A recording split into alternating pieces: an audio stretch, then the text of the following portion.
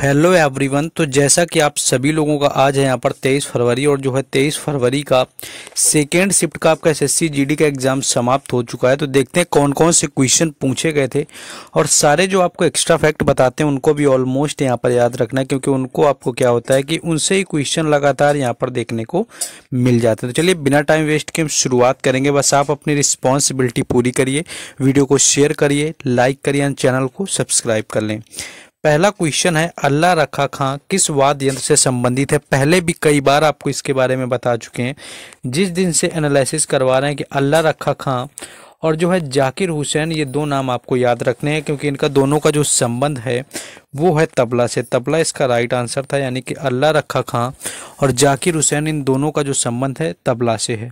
शिव कुमार शर्मा की बात करें, आपका जो शिव कुमार शर्मा है तो शिव कुमार शर्मा का संबंध है यहाँ पर संतूर से।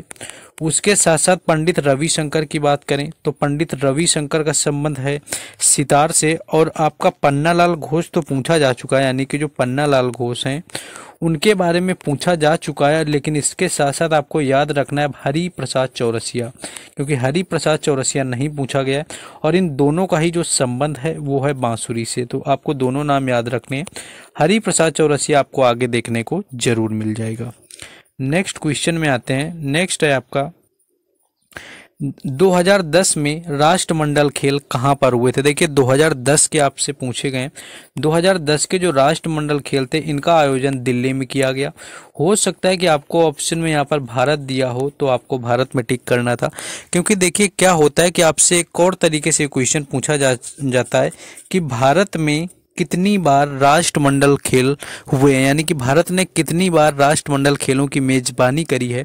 तो सिर्फ एक बार ही जो है भारत ने राष्ट्रमंडल खेलों की मेजबानी करी हुई है, जिसमें कि आपका 2010 में करी गई थी। और बाकी अगर बात करें कि 2022 में कहाँ पर हुए थे, क्योंकि 2022 में भी आपके राष्ट्रमंडल खेल हुए हैं। तो 2022 में जो है आपके ये हुए हैं बर्मिंघम में, यानी कि 2022 वाले बर्मिंघम में हुए हैं। और 2026 के हैं इनको होना है विक्टोरिया में, यानी कि 2026 के हैं ये आपके विक्टोरिया में होंगे।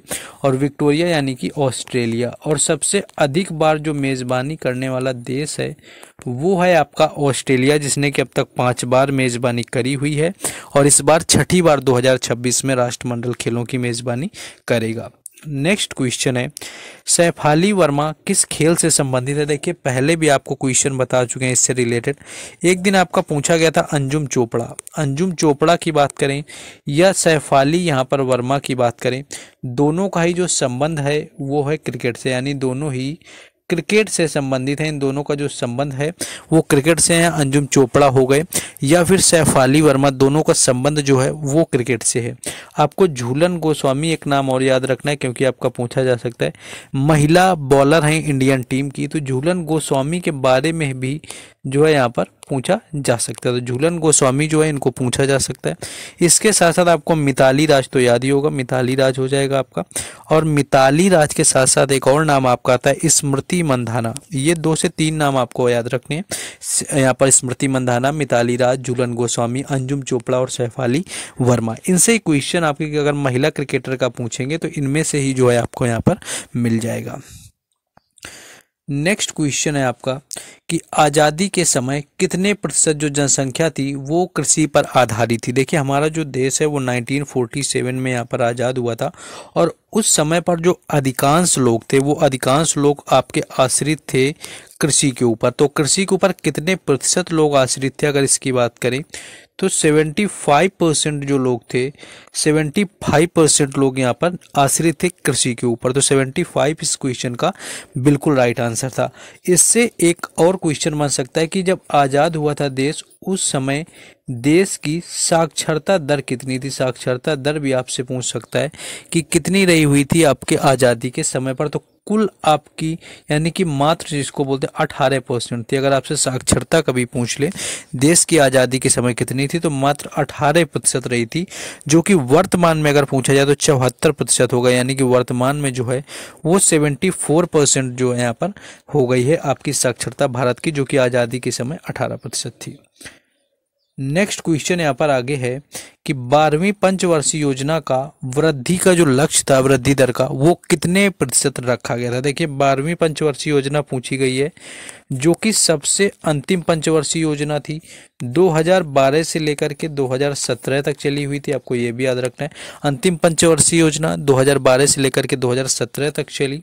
और इसके साथ में क्या है कि इसकी जो लक्ष्य दर रखी गई थी वो 8% रखी गई थी, जो कि 6.5% आपकी हासिल हो पाई थी। तो ये क्वेश्चन आपको याद रखना है।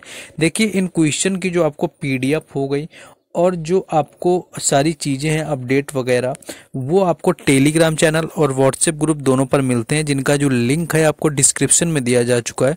तो वहाँ आप जाएंगे, डिस्क्रिप्शन से आप टेलीग्राम चैनल और व्हाट्सएप ग्रुप जो है दोनों को ज्वाइन कर लेंगे लिंक से, तो वहाँ पर आपको इन क्वेश्चंस की PDF वगैरह मिल जाएगी। नेक्स्ट क्वेश्चन है, ये था आपका कि सुप्रीम कोर्ट के जो रिकॉर्ड होते हैं, वो आपके आर्काइव होते हैं, वो सुरक्षित रहते हैं, वो किस अनुच्छेद के तहत रहते हैं। तो ये आपका अनुच्छेद जो 129 यानी कि 129 जो है इसका राइट आंसर था, क्योंकि अनुच्छेद के बारे में आपके 100 यहाँ पर 24 से लेकर के आपके कह सकते हैं कि 147 तक इसके बारे में बखान किया गया, इसके बारे में आपके जो है अनुच्छेद दिए गए हैं।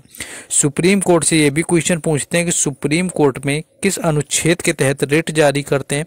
तो अनुच्छेद 32 के तहत जारी करते हैं। और यहीं अगर बात कर ली जाए आपके सुप्रीम कोर्ट के बजाय हाई कोर्ट की, कि हाई कोर्ट में किस अनुच्छेद के तहत रिट जारी करते हैं,